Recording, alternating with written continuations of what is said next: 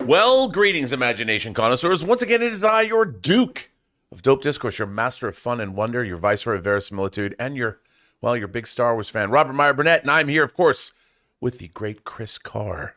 Chris, how are you? I'm doing great. This is Andor Aftershow. This is the 7th episode of Andor, which surpasses like most of what we've been getting from Disney Plus from the Marvel Universe. Yeah. Now, there's been a lot of this is an interesting show for fans because I think it's again, like Halloween Ends. It's kind of divisive.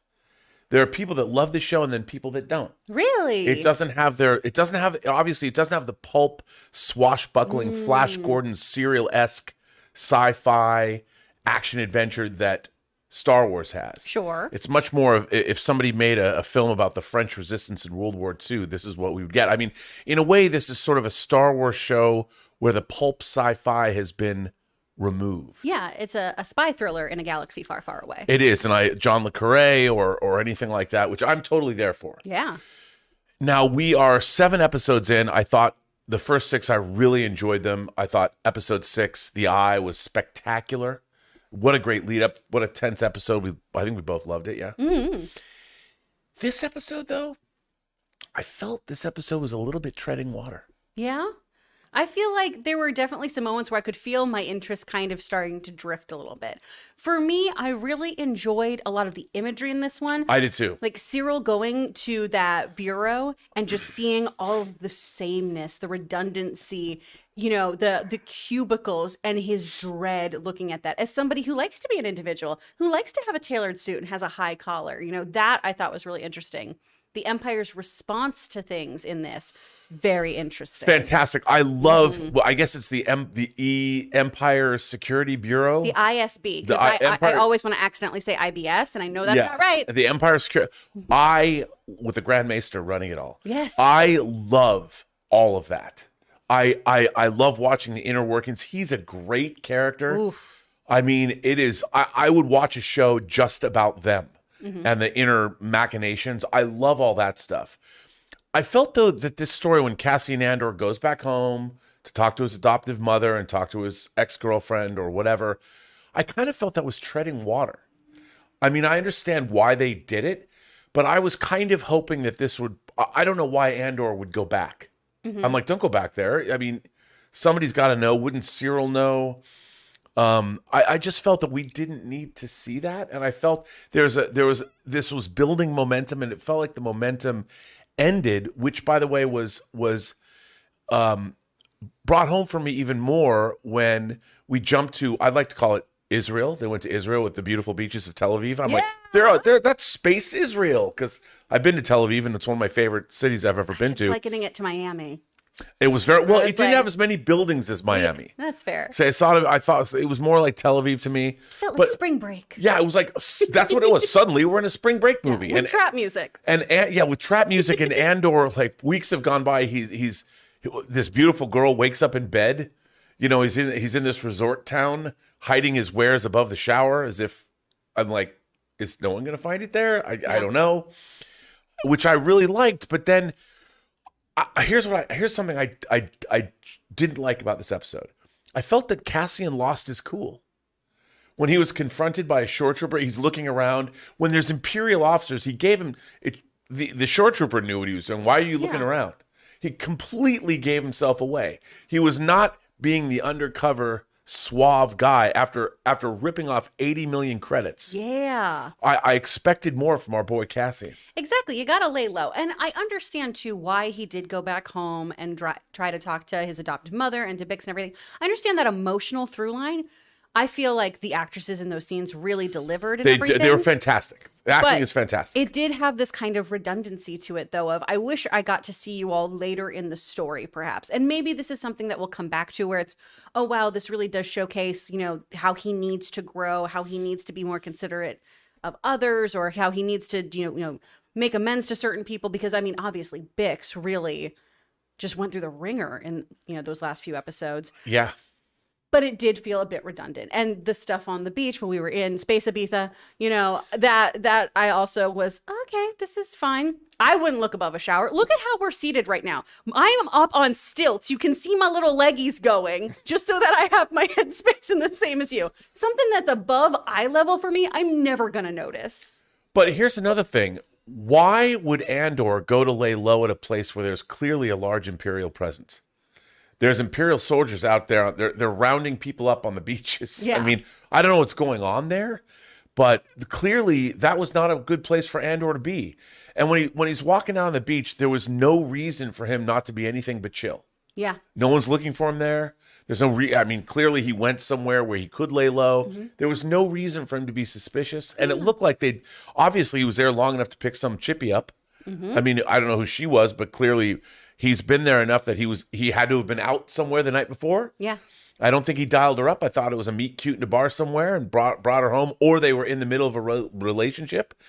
I just felt that Andor was out. Now that we're 7 episodes in, I felt that he was really, acting very sketchy. Everyone was looking at him. I mean, when the shore trooper's like, and then when he finally was confronted, he should have been like, oh man, I was just looking around to see what's up. Yeah. He was not, he was totally nervous. And then, of course, he gets thrown in jail, gets the book thrown at him for 6 years. He never was ever cool under fire. No. And obviously, this is all the result of the heist, right? Because now the Empire, as we heard them discussing at the top of the episode, they are tightening that leash, right? We are doubling down on things. There is going to be a tax penalty. We are going to give everyone longer sentences. We are going to reevaluate every crime. We are going to do all of this. So you can see how that rippled through and then still affected Cassian. That being said, it was a bummer that he was the least interesting thing to me in this episode. Yes. Again, though, obviously this is one episode, so I'm not judging the whole thing. I just want to put that out there before everyone's like, but Chris, I thought it was so compelling. Sure, no worries.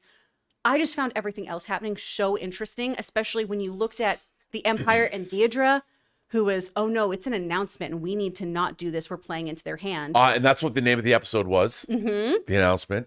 And then you have, Stellan Skarsgård's amazing character too, giving us that great line. They've been choking us slowly for so long that we've forgotten. It was so good. It's so great. How good was the Mon Mothma scene though? Oh my God. That's where their magic happened in this episode for me. And she is so great. Mm-hmm. And I think what's really interesting is it's called Andor, but it just as well, I brought this up, could have been called Mon Mothma. Yes. She's fantastic. And that scene where she meets somebody she's clearly sympathetic with and their whole banter. I mean, this was peak spy thriller. You might as well have had Humphrey Bogart talking to Ingrid Bergman here. Yes. Bringing up Casablanca for the second time on a show today. I love it, though. I mean, because to me, that's what it is. Mm-hmm. Everything with Mon Mothma is kind of Casablanca-esque because they're not at Rick's Cafe American, but they're always somewhere where she's always at a party or at a function. Yeah. Well, I would argue a lot of her stylings too in this do kind of lean to that 1920s through 40s kind of the hard angular lines and everything, off the shoulder items. It does have this very pulp noir kind of feel to her aesthetically. And so look, by the way, this was the first episode of Andor that I actually watched in Dolby Vision 4K. What? And yes. Oh, and the new setup? And the new setup in the new media room. And I was loving life. Oh. So that was, the show looks fantastic. But and by the way, I still love the show. But like you said, everything was really interesting to me except Cassian's story. Yeah. And it was such a weird thing. So he goes home. Then suddenly there's clearly some kind of a time jump. And he's just hanging out in this beach community. Like, and that's fine. I would have go to Space Israel. I'd go there too. If I go to Space Tel Aviv or Ibiza. There was just not enough pounding. There was not enough. Oh, there we go. I was about to be like, Robert, musically. Why? What did you think I meant? Nothing. Okay. Well, anyway, dance music. Yeah. EDM. Okay. Fair. Bass. And I like that. I mean, I thought that was a really cool. I'm like, wow. Of course, there's beachfront resorts. Of course, there's Space Miami or Space Tel Aviv in the Star Wars universe. That's one of the things I'm really liking. They're just skipping to planets we've never seen before. Which is cool, because it's nice to see expansive universes. And hey, it's a place with sand, but it's a different place with sand. It's a different place with sand. It's got a beach. Yeah. Of course, they had a beach, in Scarif had a beach. That's true. But, it wasn't a resort town. No. This is popping. Yeah, this was popping. All the buildings are cool. Mm-hmm. But yeah, and then now Andor's in jail for 6 years. Yeah. I mean, I hope they don't cut to six years later. Right. You know, one of those internet things you see. A little SpongeBob SquarePants meme. Yeah.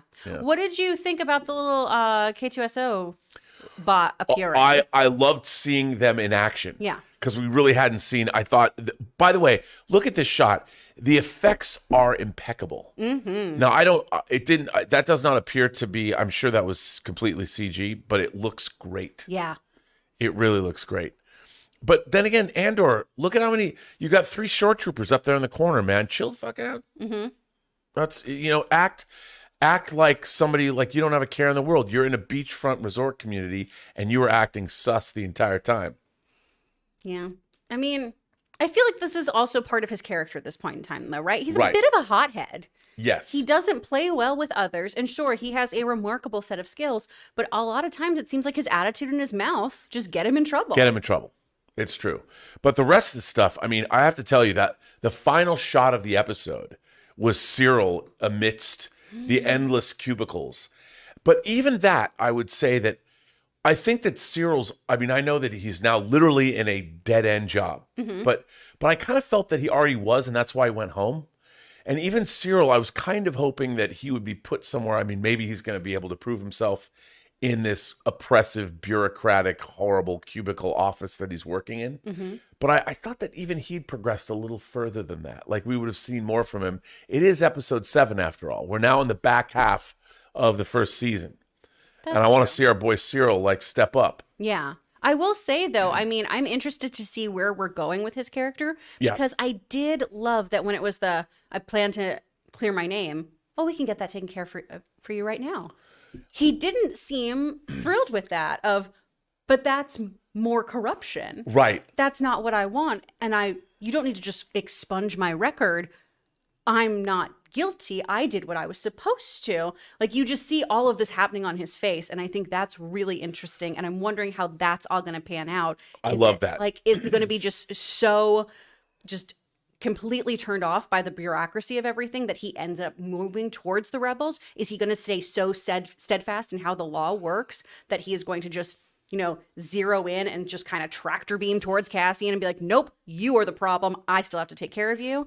See, it's funny that you bring that up because I thought we were watching the newly minted evil villain of the Star Wars universe, when really it's somebody from the inside that sees how horrible. I mean, he's a man that has only tried to do good. I mean, despite the fact that he's a douchebag, he's tried to like be the best corporate police officer he could be. And then he was disgraced at every turn. Maybe this is what leads him to the rebellion. I think that'd be fun. I do too. And I think that's where they're going with it. And then at the end, you're going to see Cassian and him either having to team up or they're face to face. And you wonder, what is he going to do? Is he going to, I don't know. I think it'd be really interesting to see somebody who gobbled up all the propaganda, then spit it back out. Yes. I think that'd be really, really fun. We haven't talked too about Vel and our Little Red Riding Hood mystery woman who pops up here. Yeah. Who is that? Best dressed person in the galaxy. Tell you that for free. I mean, yeah, and I really, she was, first of all, I got to say, I loved her walk. Yeah. She's walking through all these, and they had these big, again, wide establishing shots from different levels where you saw the buildings and you're getting the whole sense of Coruscant's a much bigger, wider, more expansive place than we've ever seen before. It's not just the Jedi Temple or Padme's apartment or a nightclub. There's a lot more going on here. Yeah, what did you think was going on here? I mean, I'm trying to figure out who she is. Like, obviously, she is someone who works for Luthen. Taylor, did you have a thought? Is it his assistant?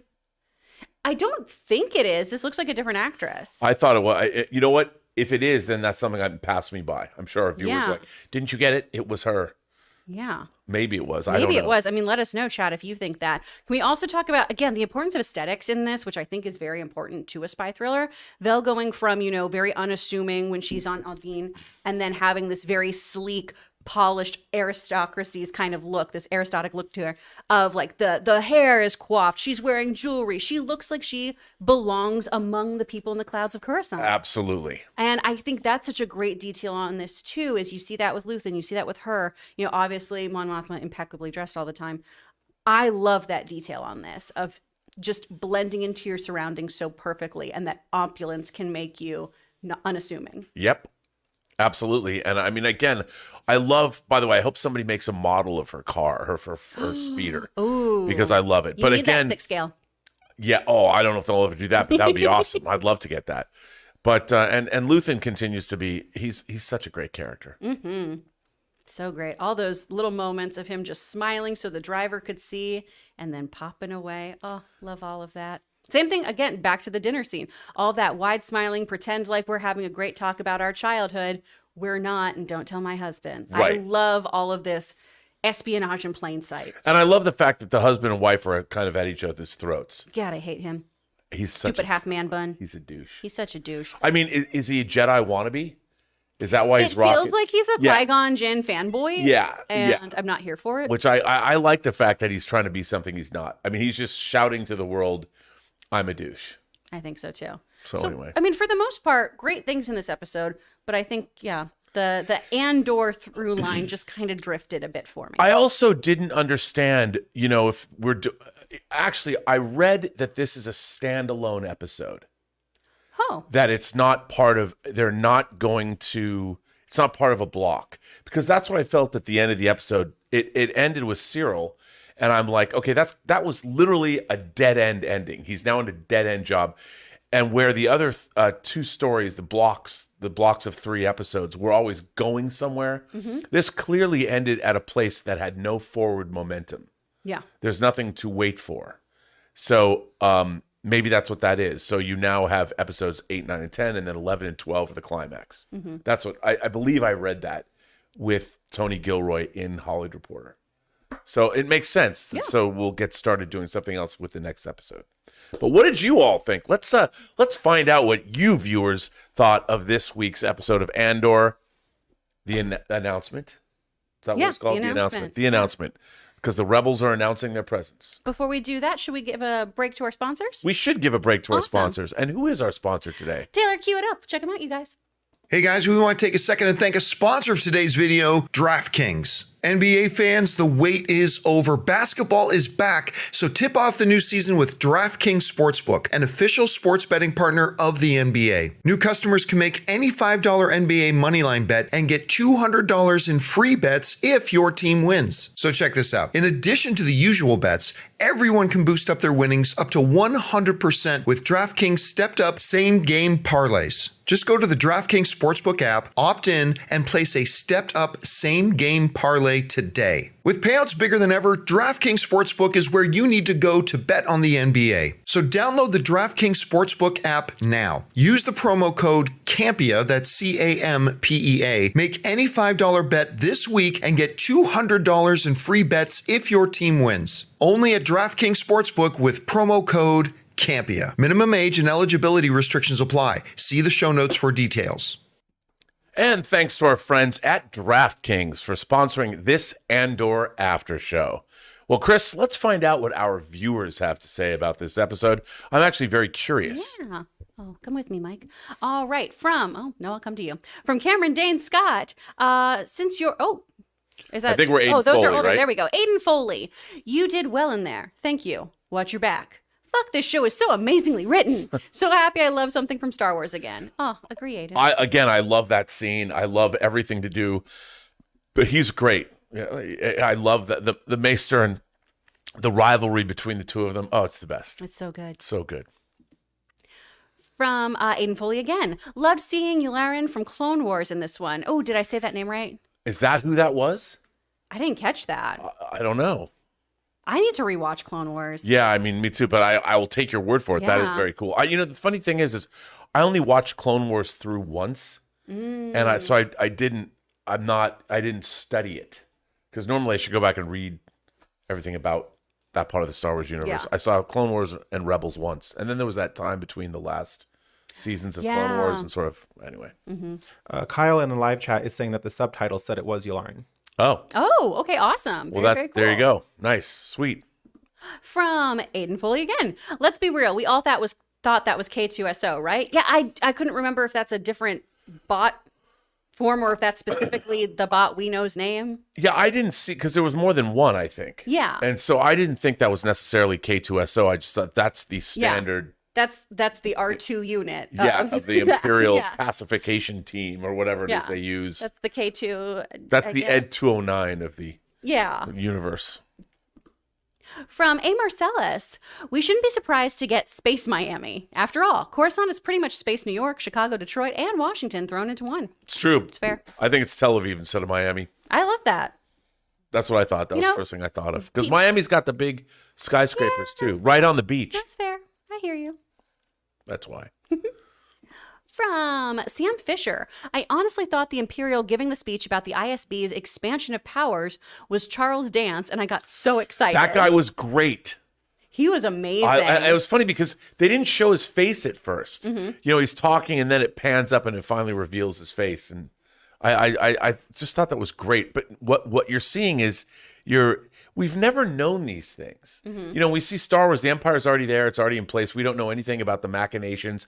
That's why even when I was a kid seeing Star Wars for the first time, I love that scene, you know, until this battle station is fully operational, we are vulnerable. And that whole, the Imperial officers on the Death Star, I love that. Maybe that's why I love these. I could just sit around and watch Imperial officers talk Yeah. for a whole hour if that was what they're going to give me. I love it. I love seeing all their machinations. It's great. From the man with the master plan, sending in a $20 super chat. Thank Wow. you, man with the master plan. How generous. Hey, yo.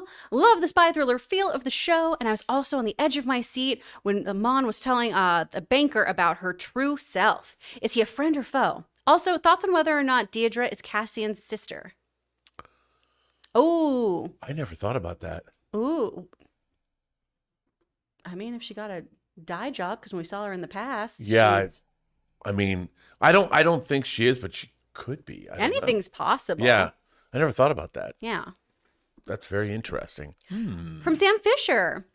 Should we be taking bets on who and if someone will switch sides or is secretly a rebel spy? Wait a minute. Hang on. Can I go back to Mammoth Master Plan's Yeah, question? yeah. You know what? At first, I was wondering about Mon Mothma's friend. Uh-huh. But then I believe that they are simpatico, that they do go back because her husband confirmed that for me. Yeah. Like her husband wasn't jealous or anything. Yeah. But maybe they were romantically involved. I'd like to imagine They were probably friends from school, right? And friends friends. from school I wasn't friends with. But I did love that he tried to stop her too of, I do not have a taste for your politics. And then it was, oh no, you've set me free. Yes. Loved all of that. No, I it's thought that was great. So I do think he's a friend. Don't think he's a I do foe. too. Speak, friend, and enter. Yay! From Sam Fisher, should we be taking bets on who and if someone will switch sides or is secretly a rebel spy? Is Deirdre a spy? Will Cyril turn? I think Cyril will turn. I think Cyril's probably going to turn, and I think Deidre might be, or not. Maybe she wants to join the rebels. But then again, she's too free. I think that this is what's happening. That's true. Unless she's being put in there to deliver disinformation on purpose. I mean, she does have a very individualist spark in her, but she also seems to have a better handling of playing to the rebels. Yes. You know, of no, this is not what we should do. We don't tighten the leash. People are going to feel us as oppressors then, and that's what we don't want them to realize. But maybe that's how she's playing the game. She's that good. Maybe. Ooh, we'll see. She's endearing herself to the powers that be.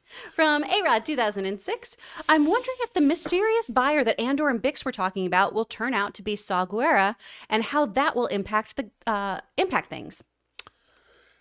I could see that happening because that seems like that would be something that would happen. I could see that because we know he's showing up in the series. Yeah, I'd buy that. So, yeah, I feel like that could all come together. Absolutely. Yeah.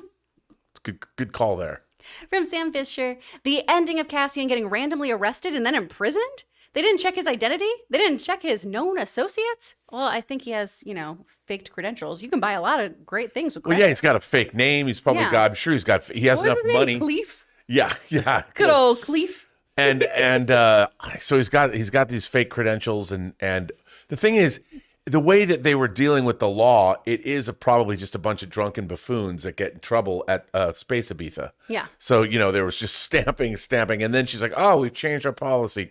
Instead of 6 months, 6 Yeah. years. That was crazy. I'm so sorry. All right, well, 6 years. Yeah, you're Hope out. you enjoyed your stay. I mean, you'd think for a vacation community, they'd be a little bit more lenient. Yeah. People get hammered. They get in trouble. You go to Fort Lauderdale, you can do all kinds of things. But Yeah. Not there. Not there. All right, from Sam Fisher. I love the line about being choked slowly versus choked quickly. That'll make everyone rise up because they're absolutely right. Rapid change equals radical response. Totally agree. Ooh, yes. I mean, and again, that's what this show is doing. I hate to say it, but you know, I woke up this morning after I watched this at midnight. I wake up this morning and read that Vladimir Putin has annexed and the parts of Ukraine that he annexed illegally. He declared martial law on them over the night, and I'm like, we're seeing it. We're seeing Andor play out right in front of us, and it's terrifying. Well, and that's what great sci-fi does, though, is that it holds up a lens to your own reality. Yeah. It just uses fantastical elements to make them a bit more palpable and digestible for you to go, oh, no, now I can recognize oppression. Speaking about palpable, we did get a mention of Palpatine. Palpatine. Papa Palpatine in the house. Papa Palpatine got a mention. He's going to speak to the Senate. I knew. I was like, you know what? If we're going to get any kind of... I am not interested in seeing known Star Wars characters show up in the show. Yeah. But Palpatine makes sense. Yeah. I mean, we're dealing with specifically the... And you know what? I have to say, I really look forward to seeing Palpatine deal with both the Senate and the Imperial forces as their leader, because we've only ever seen him in this position of Sith Lord fighting Luke and talking to Vader, but we've never seen his workaday persona. Yeah. And we kind of got a little bit of in the prequels we got, you know, before he got but he was lightning not as phase. Palpatine yet. Yeah. You know, he was just the guy from Naboo. Yeah. But I really want to see that. I want to see how does he deal with all these people, because I'm really curious. If nothing else, seeing Ian McDermott and all these other actors in the same room together having conversations.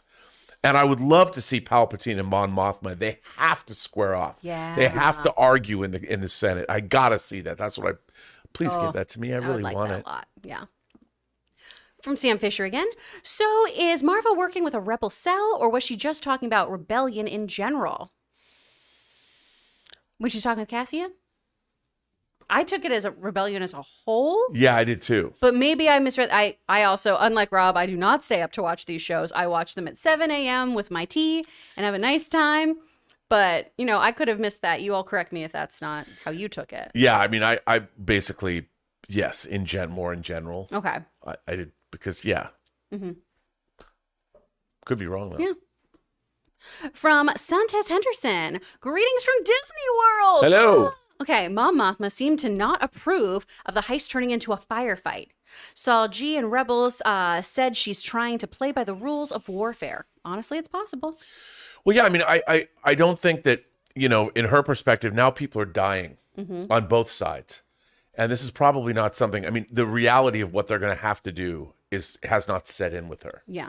Because she doesn't get her hands dirty. She doesn't get her clothes dirty. And now she's going to have to. Exactly. I don't think she was ready to accept that she was going to push the oppressor's hand.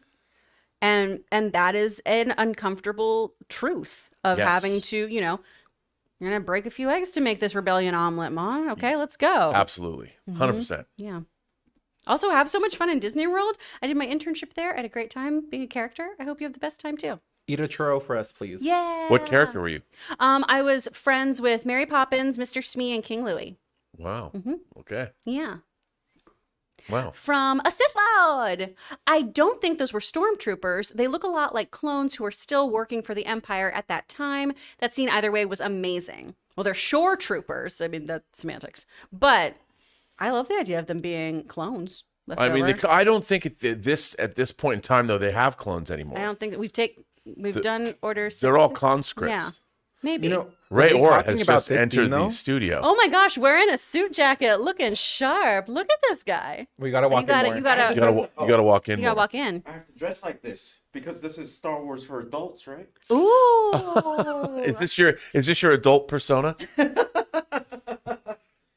I love I don't it. know, there's a running joke that me, John. Okay, bye. Oh my god. Yeah, put the jacket back.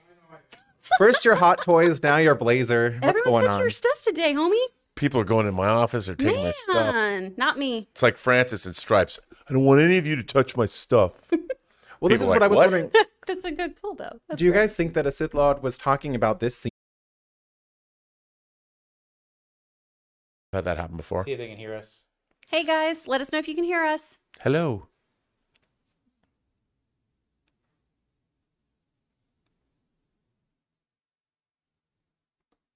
All right, I think we're back. Are we back? We should be back. Okay, sorry, y'all. We had some technical issues pop up there. That was wild. That was wild. But let's pop back into the super chats and keep rocking and rolling. We were talking about how that flashback scene, we do think those were stormtroopers. We're not sure if they were the clone syndicates, though. Right.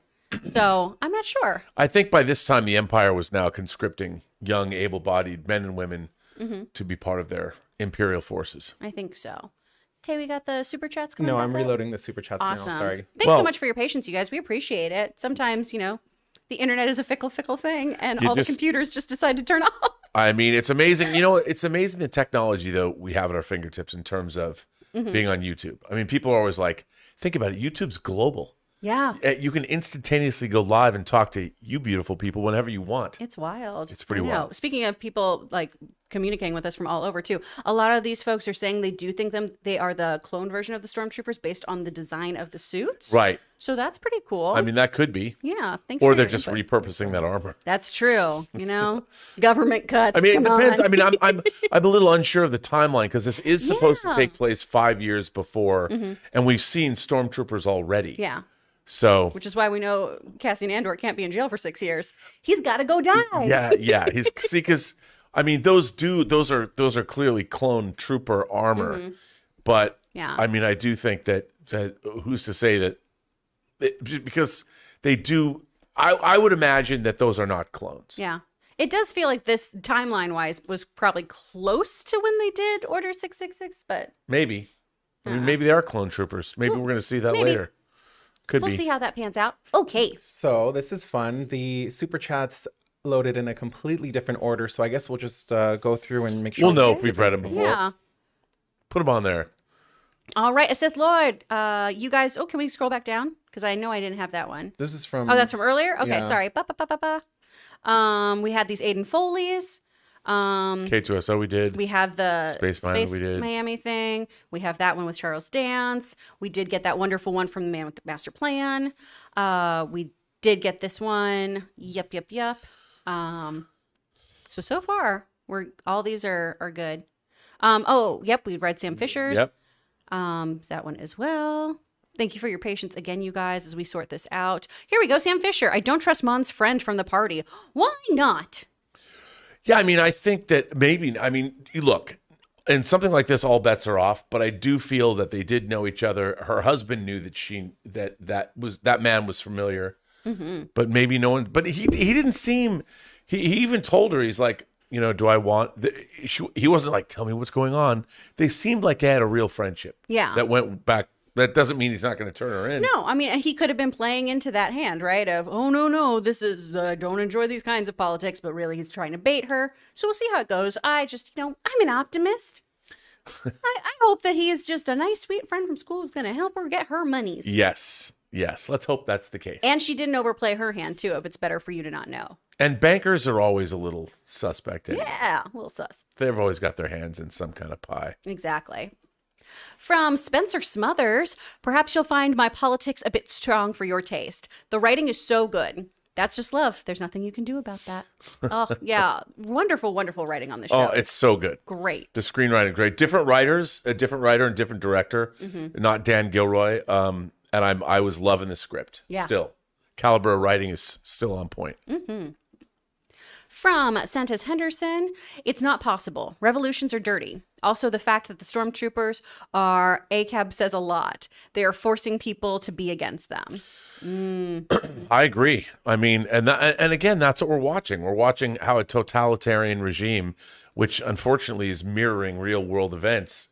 It's really, to me, it is getting more and more uncomfortable as they move into the show. I can't help but think, wow, this is all prophetic. Yeah. What we're watching here. I think it's really interesting to have something feel so relatable. Yeah. Set so far away and intergalactically. Yes. You know? Indeed. It's a credit to the writing. From Suthius, I was wondering what will push Mon to the point of saying, fuck politics, Luthen is right. We have to get dirty. We need to do what needs to be done. Because we know we're going to get there. Oh, yes, we are. Well, something's going to happen. Money. Money or somebody's going to get wronged. Oh, I in meant her Manny. circle. Like your Manny. your you homie. mean Manuel both hens. Yeah. Yes, Manny I show up Boffins. later. Yeah. I keep looking for a short guy going, oh, there I am. That's me. Manuel Bothans. That's going to be what pushes her over the edge. But yeah, I'm interested to see that breaking point and how her family's going to react. That D-bag. People probably want to know what we're talking about. If you go to Wikipedia or you go to the Star Wars wiki and just look up Manuel Bothans, and you'll understand. Yeah. You'll understand. From Sam Fisher, I stole this from the man with the master plan, but could Deirdre be Cassian's sister? I'm not sure if that's what my brain goes to. No, I mean, that's a possibility, but I don't think so either. I mean, I'd be interested to see how in the Imperial Force you can move up the ranks too, because, much like Cassian, she would have had to be discovered by someone and then, raised and thrust into like this kind of political army situation and risen the ranks. That could be very interesting. Or maybe we're actually watching all of these characters turn into rebels. Ooh. And we're seeing many different levels, and they all get screwed over by the Empire at some point, and it all pushes them into the rebellion, which could also be interesting. Yeah, could happen. All right, from Suthius. Me watching the meeting. Oh, in your face, Belvin. You just got served. Now just sit there looking dumbfounded. Is it weird I'm rooting for Mira? No. No. I think that's the testament to the writing. Yeah, I think we're supposed to. Yeah. Of just, okay, I can understand why you want this. Yeah. Yes, indeed. From Marie Seafring. So did Luthen send his assistant to tell Vel to track down and eliminate Andor? Or did Luthen's assistant decide to do that on her own to protect Luthen? So is it the assistant? Because she looked very different. She looked very different. I guess it is. If that's what people are saying. I'm going to have to just double check the episode and the IMDb and everything. Because who else it makes more sense to me, because I was confused by that. Yeah. And I'm an astute viewer. That makes sense. But because I thought they were introducing somebody new. That's what I thought as well. Because they didn't immediately establish a connection, and I didn't think. How was I supposed to realize dressed like that she looked exactly the same? Yeah, because she also has that very distinctive hair and the same attire and everything. But hey, that could go back to what we were talking about earlier, just the appearance thing here. And Luthen does that himself. Yeah. So, of course, I know who Stellan Skarsgård is. So that's true. No matter what, very recognizable if he's face. smiling or frowning.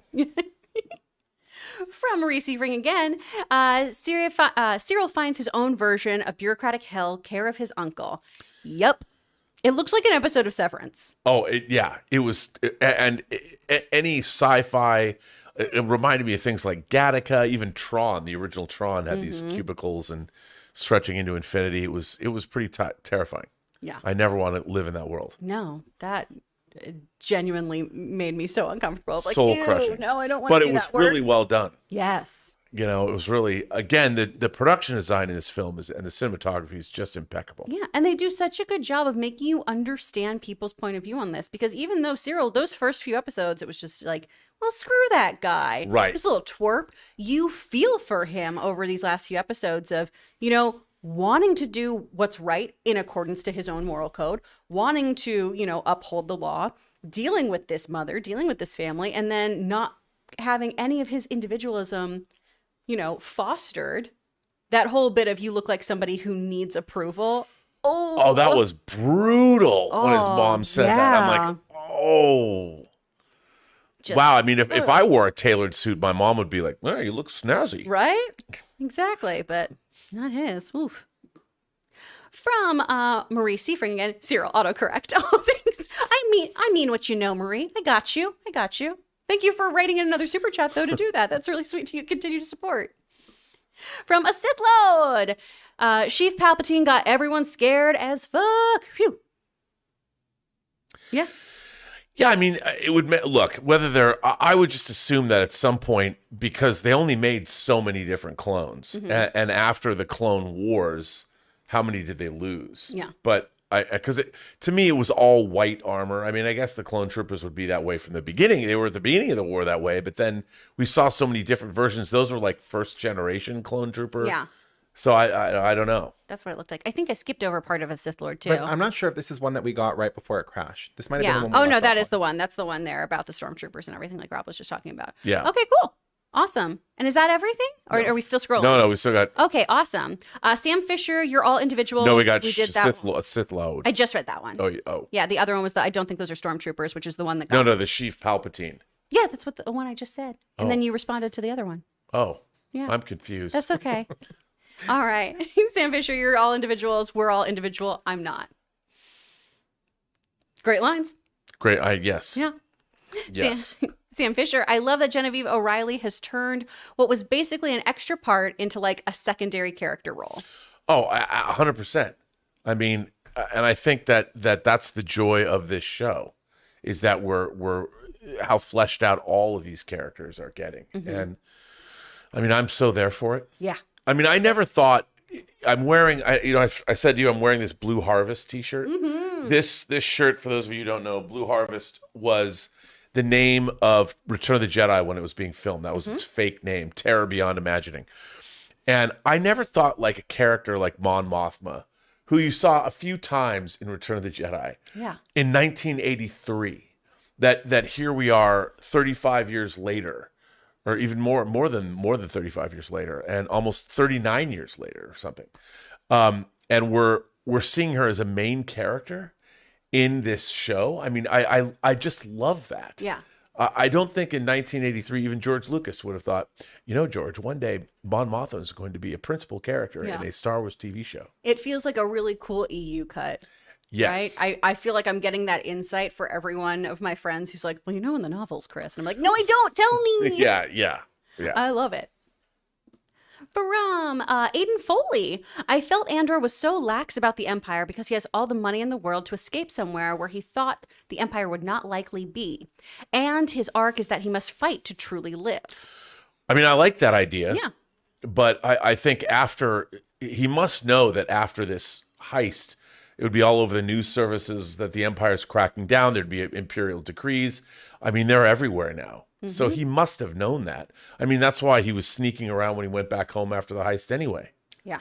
So I just don't feel that like they sussed him out because he was, looking around. Even when I was watching the show, I'm like, dude, lay low, baby. Don't look so suspicious. Yeah. Just Don't be slide. suspicious. Don't be suspicious. You're on the beach, bro. Yeah.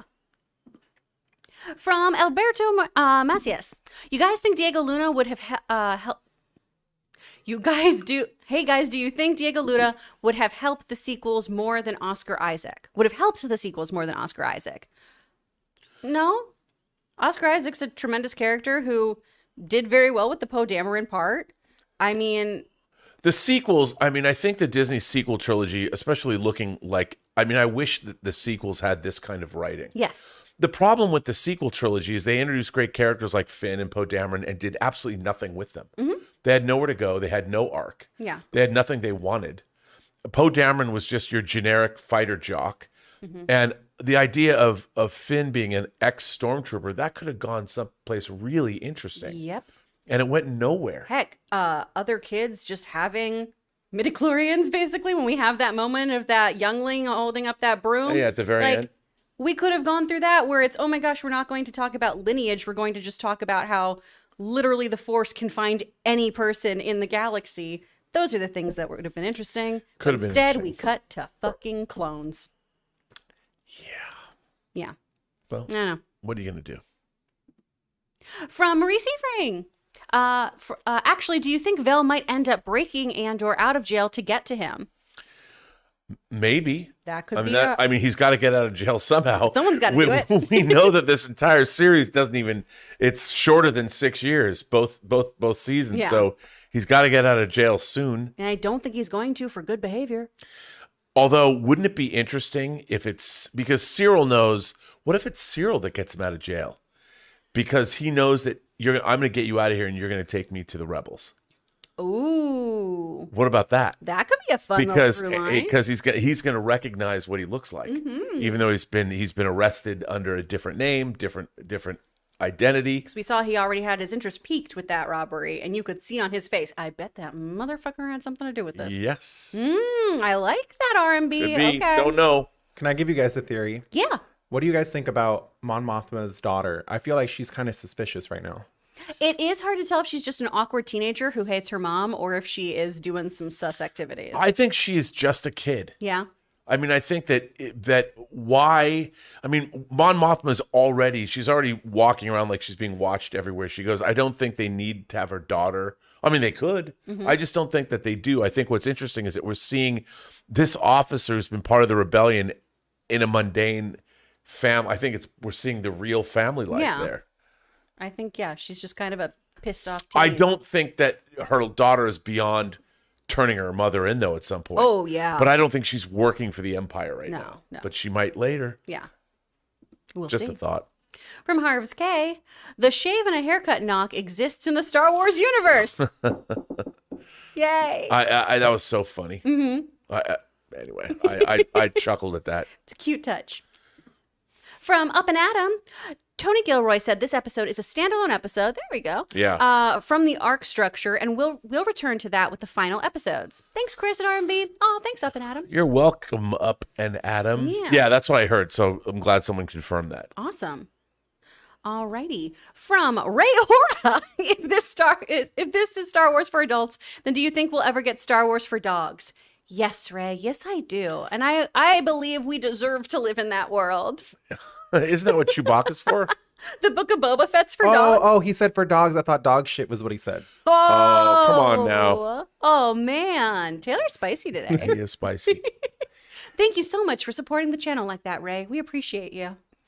Just so you guys know, that's the end of what loaded in the activity feed. Oh, I'm just okay. gonna, since we had the crash and they loaded in a different order, I'm just gonna scroll really quick and make sure we didn't skip anything. If you guys want to just talk a little bit while I do that. Well, closing thoughts or things that you hope you see in the next episode? Well, I mean, knowing that this was kind of a standalone, I think in case Cyril truly was at that last shot was at a dead end. Yes. And I think that's what they've driven him into, and now he's a man who needs to come out of that dead end and find out where the end of that dead end is going to be, where he's going to emerge from. And I wouldn't be surprised if it is Cyril that gets him out of jail. Yeah. Gandor out of jail. I would like that. Do you think we're ever going to see his uncle? Oh, I think so. Yeah. Yeah. I think so. Because I'm intrigued. I want to know what exactly his pull is and why. Right. I mean, is he a crime boss? Is he like the Hutts? Yeah. That's what it seems like. It seems like he's like the Vito Corleone. I'm going to make him an offer he can't refuse. You know, something like that. It seems that way because you can't keep referring back to this character over multiple, and then here's the job he got you. Because that's another thing. I'm like, what kind of an uncle are you to get Cyril this kind of a job? Yeah. The only thing that seemed remotely, it's like, well, we can expunge your record because your uncle was able to.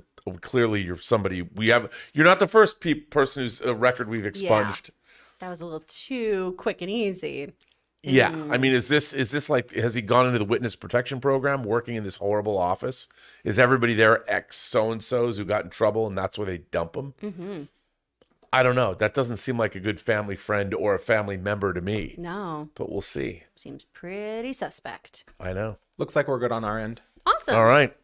Well, I guess that brings us to the end of Andor Episode 7, our after show.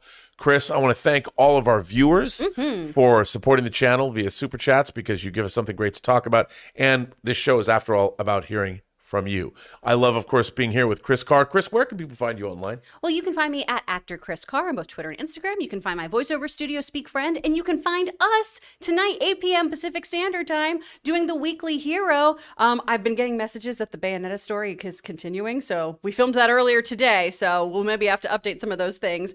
But make sure that you have hit the bell and you're subscribed to the channel so you know when that episode drops, because we have so much fun doing them. So much fun. And I want to thank Taylor Gonzalez for producing this episode. Yeah. Thank you. And, of course, Jonathan Voico for being the overall producer of the John Campea channel. I'm, of course, Robert Meyer Burnett. You can find me on Instagram at RM Burnett, or you can find me on Twitter at BurnettRM, or find me on my own YouTube channel, The Post Geek Singularity. And I guess, may the force be with you. I thought you were done. May the force be with you, you guys. Have a good night.